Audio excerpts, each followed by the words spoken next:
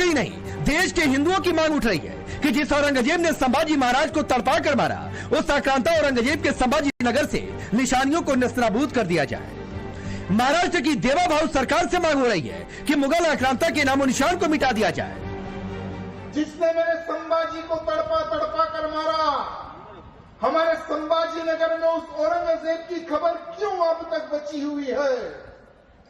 देवेंद्र जी, मुझे अच्छा याद है आपने कहा था कि उस औरंगजेब की खबर पर अब वो समय आ गया है, अब वो समय आ गया है। महाराष्ट्र का ही नहीं, भारत के हिंदू की डिमांड है उस औरंगजेब की खबर पर बुलडोजर जल्द से जल्द चढ़ाए। औरंगजेब का नाम और निशान महाराष्ट्र की पवित्र धरती से मिटाए। यहां सिर्फ महाराष्ट्र का हिंदू नहीं, अब पूरे भारत का हिंदू की डिमांड है कि औरंगजेब का नाम और निशान मिटाया। जैसे ही औरंगजेब के कब्र पर बुलडोजर चलने की मांग शुरू हुई, तुष्टीकरण की राजनीति करने वालों में हड़कंप मच गया। औरंगजेब की कब्र पर चादर चढ़ाने वाली ओवैसी की पार्टी के बोल बदल गए, असदुद्दीन ओवैसी की भाषा बदल गई, ओवैसी शिवाजी महाराज की तारीफ में कसीदे पढ़ने लगे। हमारे मराठा भाइयों से मैं कहना चाहूंगा कि छत्रपति शिवाजी महाराज के असदुद्दीन ओवैसी बहुत इज्जत करता था, है और रहेगा इंशाअल्लाह ताला। क्यों करता था? क्योंकि छत्रपति शिवाजी महाराज मुसलमानों के खिलाफ नहीं थे। ये बीजेपी का झूठा प्रोपेगेंडा है। अकबर बहुत अच्छा था, उदार था, वो अकबर क्यों नहीं दिखाते? ऐसा है कि जानबूझ के इस तरह से औरंगजेब को दिखा के, उनकी उसकी क्रूरता दिखा के यहाँ का मुसलमान क्रूर है, इस तरह के दिखाने की जो कोशिश है वो बिल्कुल गलत बात है। वो इतिहास का एक भाग था। वो उसने अपने भाइयों को भी मारा, मैंने बोला तो उसमें कुछ गलत बातें भी की है, लेकिन राजा करके कुछ अच्छी भी बातें की है। उसने देश बढ़ाने का, उसका राज्य बढ़ाने का भी काम किया है, कहाँ तक गया है, मुगल राज बढ़ाने का भी काम किया है। तो मेरे और कुछ अच्छे भी काम किए, बुरे भी किए। राजा पूरे अच्छे ही काम करता है, ऐसी कोई बात नहीं। लड़ाई तो करनी ही पड़ती है उसको। नफरत फैलाना ये लोगों को कम करना चाहिए, प्यार मोहब्बत बढ़ाना चाहिए। पर बीजेपी का तो आपको पता है ना, नफरत की राजनीति, तुष्टीकरण नहीं करेंगे तो इनको कोई एक वोट भी नहीं देगा। तो बस इसी तरह नफरत फैलाओ, और नफरत फैलाने का सबसे सॉफ्ट टारगेट सिर्फ एक ही है, मुसलमानों को गाली बको। तो चलिए, आपने रिपोर्ट देखी, मैं आपका परिचय आज के मेहमानों से करवाता हूं। राकेश त्रिपाठी, भारतीय जनता पार्टी के नेता और प्रवक्ता।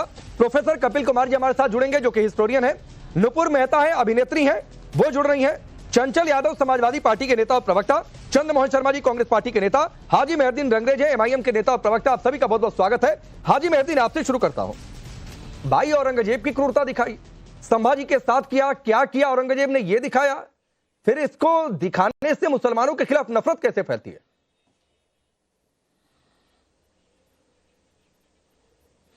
देखिए, लगातार जब से भाजपा की सरकार 2014 के बाद से भारत में है, तब से वो लगातार ऐसे प्रोपेगेंडा मूवी लेकर आते हैं जिसमें एक नफरत, एक तबके को, एक समुदाय के खिलाफ एक माहौल बनाया जाए। वो कितने क्रूर थे, कितने लोगों को मारते थे, काटते थे, या इस तरीके की बातें करना। और हमारे पास इतने सारे और इतिहास हैं, हम उनको कहना भी, आपने भी दिखाया कि उसमें अकबर के नाम पे भी मूवी बननी चाहिए।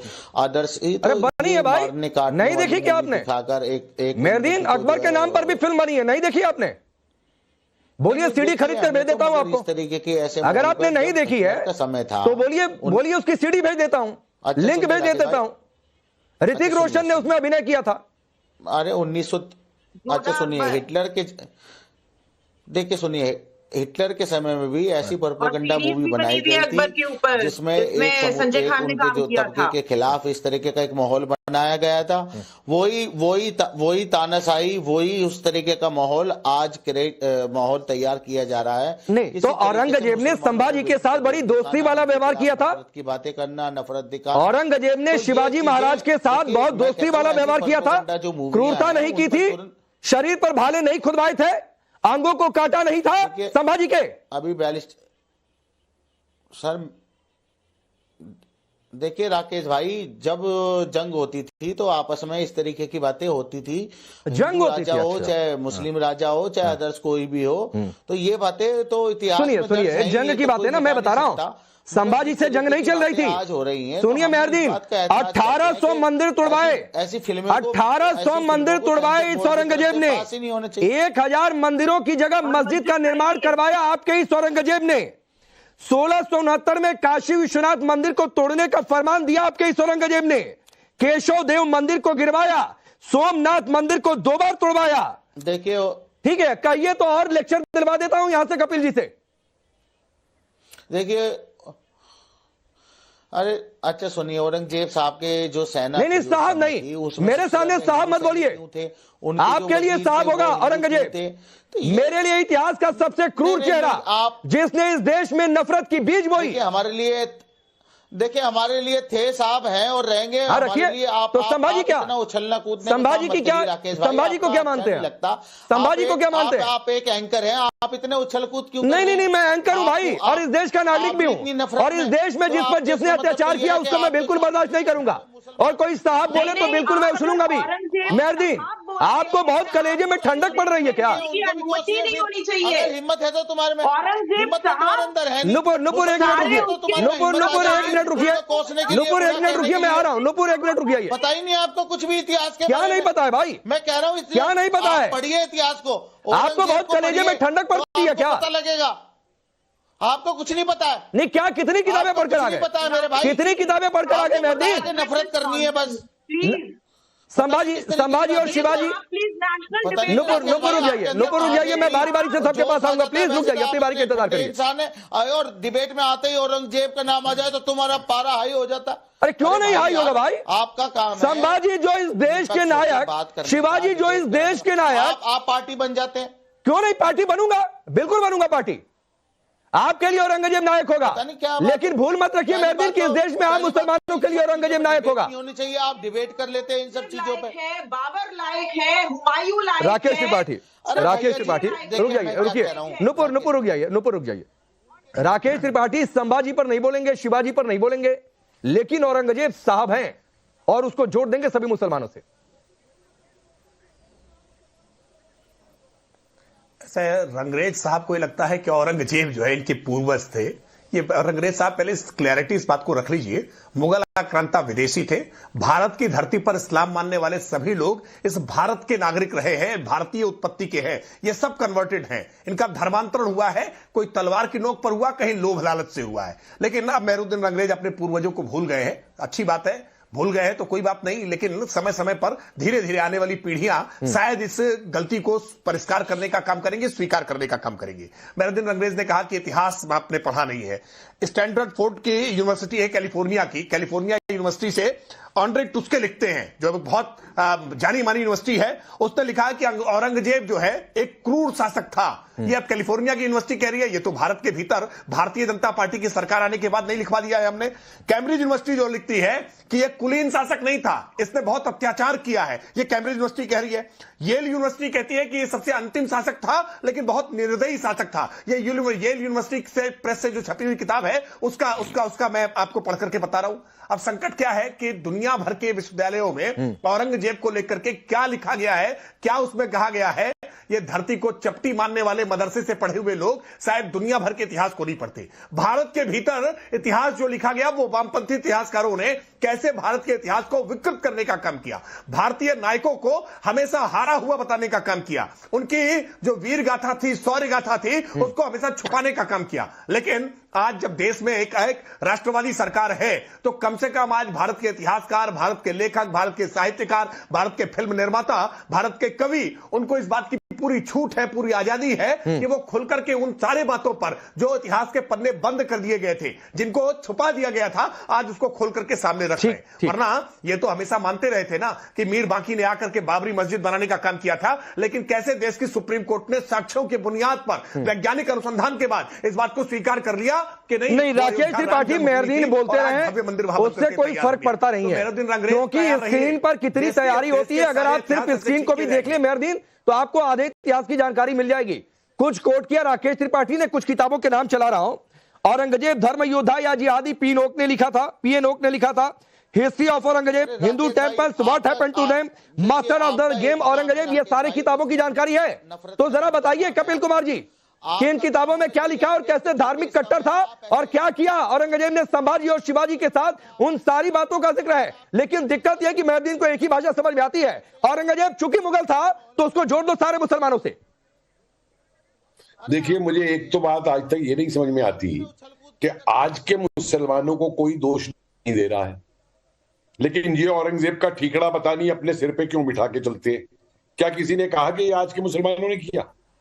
लेकिन जो बर्बरताएं उस काल के अंदर हुई, देखिए, मुझे अपने इतिहास छोड़िए, आप अकबरनामा पढ़िए, समझिए। चित्तौड़गढ़ में अकबरनामा खुद उनका लिखवाया हुआ 40,000 का कत्ल किया गया, कुंभलगढ़ में 20,000 का कत्ल किया गया। अब मनुची को पढ़िए, इटालियन ट्रेवलर है, 4 वॉल्यूम में है। मनुची क्या लिखता है, समझिए आप। दूसरी बात, ये लोग सौहार्द की बात करते हैं। भाई, हम चाहते हैं सौहार्द हो तो एक काम करिए ना, आप अपनी पार्टी के अंदर मुस्लिम नाम क्यों रखते हैं? क्या नामों की कमी रह गई है? अगर आप अपनी वो दिखाएं कि हम मुसलमान हैं, हमारी पार्टी मुसलमानों की है, तो आज आपको दिक्कत हो गई है कि बॉलीवुड जो आज तक हमेशा हिंदुओं को डाउन करने वाली फिल्म बनाता था, अगर बॉलीवुड ने एक फिल्म ऐसी बना दी जिसके अंदर के असलियत दिखाई गई है इतिहास की, तो दिक्कत हो जाएगी। कोई इतिहासकार इसका बात का दिक्कत कर दे कि सामाजी के साथ ये नहीं हुआ था, मैं चैलेंज करता हूं, एक इतिहासकार कर दे इस बात को। तो इतिहास दिखाया जा रहा है तो आपको दिक्कत है। अगर आप इतने बड़े सेकुलर है तो मुस्लिम हटाइए ना अपनी पार्टी में से नाम, अपने मुस्लिम क्यों नाम रहे? ठीक है। अब चंद्रमोहन जी, एक लाइन की बात है जो कही है कपिल जी ने कि भाई हिंदुओं को टारगेट कर लिया, देवी देवताओं के कैरेक्टर को कॉपी कर लिया, तब तो क्या तो भाई अभिव्यक्ति की स्वतंत्रता है। और आज अगर हिंदुओं पर अत्याचार को दिखा दिया, वो भी औरंगजेब जो कि प्रूवन कैरेक्टर है, इतिहास का सबसे क्रूर कैरेक्टर है, तो आप कह रहे हैं कि सरकार को खुश करने के लिए फिल्म बना दी है।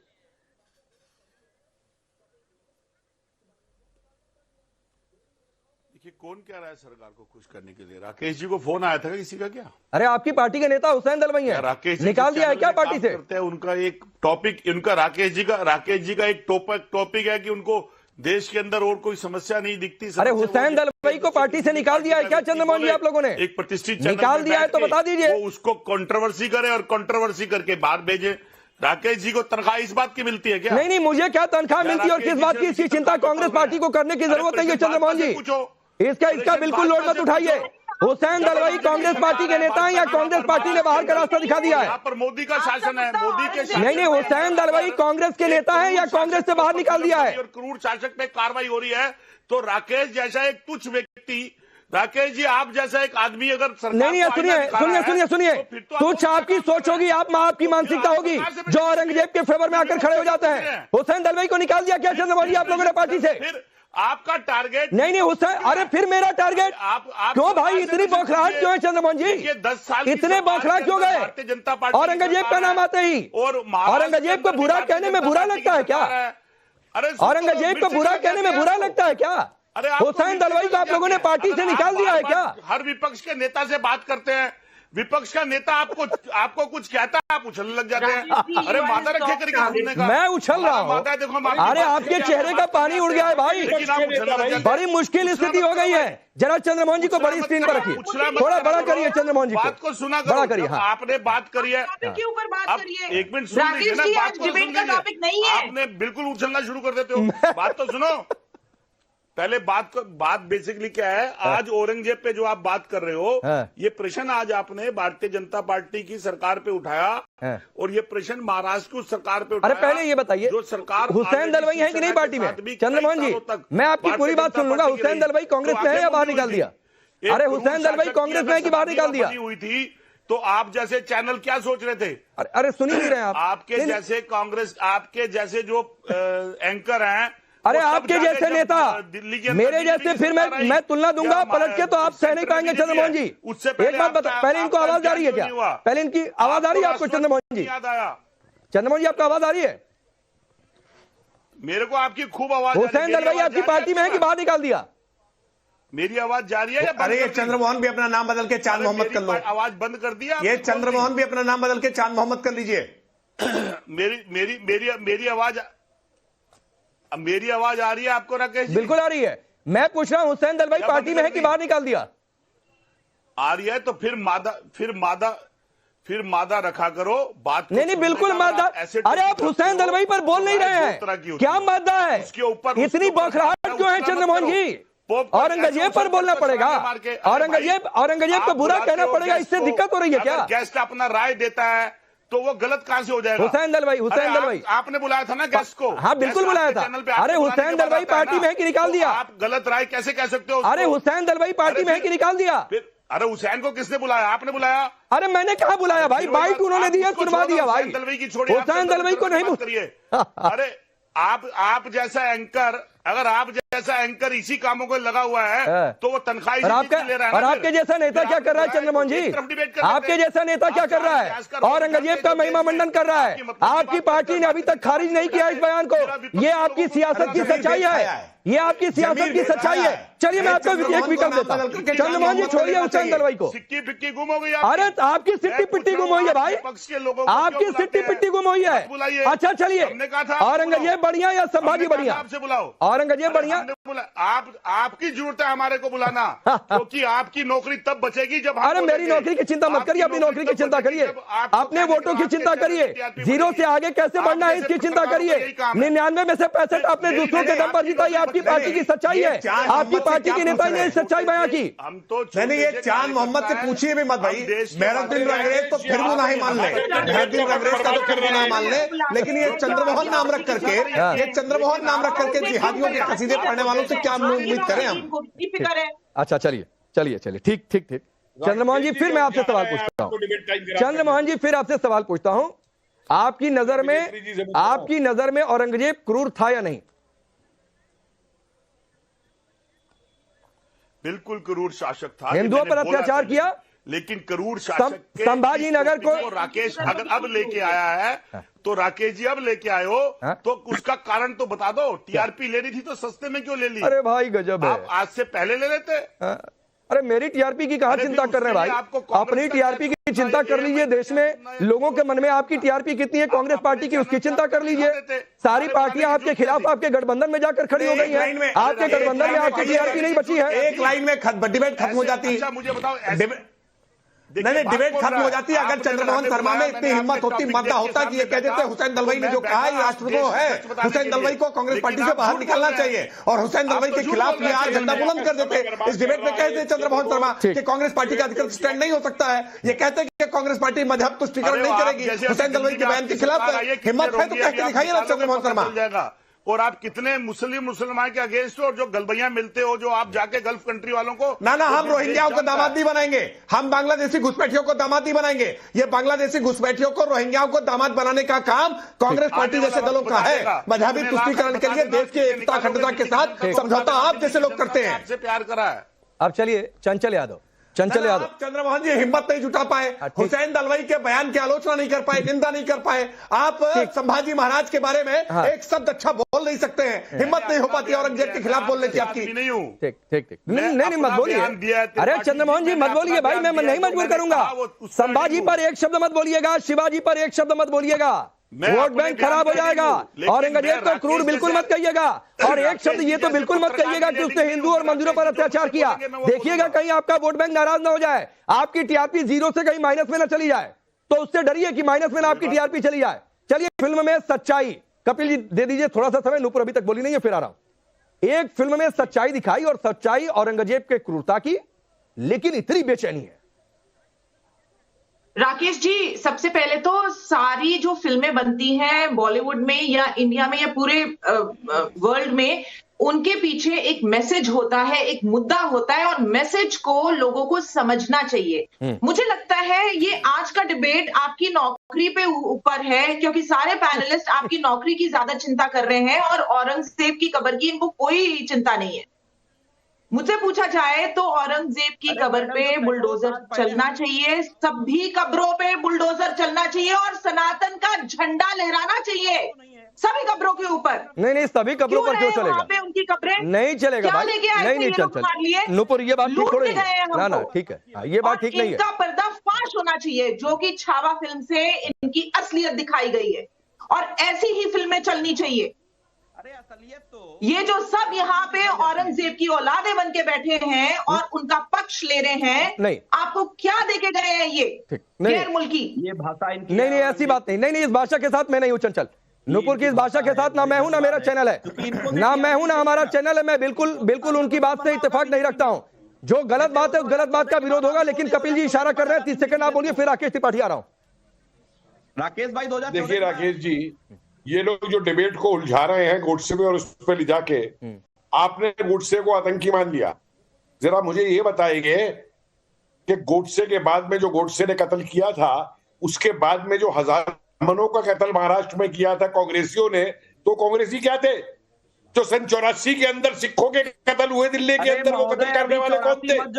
सुनिए, अरे बेवकूफ, मैं आपके बीच में नहीं बोलता, बीच में मत बोलो मेरे, बीच में मत बोलो मेरे। अपने यादवों की राजनीति यादवों पे रखो। और सुनिए, आज के जमाने में जब बांग्लादेश के अंदर वहां के मौलानाओं ने कहा कि हम गजवा हिंद करके यूपी बिहार बंगाल को जीतेंगे, इनके क्या समाजवादी पार्टी के मुंह से और कांग्रेसियों के मुंह से एक आवाज निकली, हमास को मारने वाले आज हमास के आतंकी कश्मीर पहुंच गए, हमारे लिए खतरा बन गए, और ये पैलेस्टीन का झंडा लिए फिरते हैं। इनकी पार्लियामेंट की मेंबर पैलेस्टीन का बैग लिए फिरती है, उस हमास का जो हमास आज पाकिस्तान में घुस के हमारे पे आतंक करने जा रहा है और कर रहा है, उस पे इनको जवाब नहीं है। ये लोग राजनीति जो करते हैं, नहीं, ये नहीं बोलेंगे। इनकी सियासत की तो आज राकेश त्रिपाठी पोल पट्टी खुल गई। एक सिर्फ सवाल था कि औरंगजेब को बोल दो आतंकी, मतलब जो है नहीं, मतलब जिसे बड़ा तबका कहता है कि इसने हिंदुओं को मारा, भाई इसने कितने मंदिरों को तोड़ दिया, मैंने गिनवा दिया।